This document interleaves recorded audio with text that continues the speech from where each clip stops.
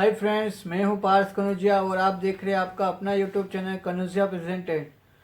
आज मैं आपको एक अजीब फैक्ट बताने जा रहा हूं। कभी नाक खराब होती है तो कभी गला खराब होता है, तो कभी सर्दी होती है। छींक तो सबको आती है, आपको भी आती है, मुझे भी आती है। पर एक फैक्ट है कि आप कभी भी खुली आँख से छींक नहीं खा सकते, चाहे दुनिया का कोई भी इंसान हो, आप हो या मैं हो। एक साइंस तरीके का फैक्ट है, खुली आँख से कभी भी कोई इंसान या लेडीज या कोई भी एनीवन खुली आँख से छींक नहीं खा सकता।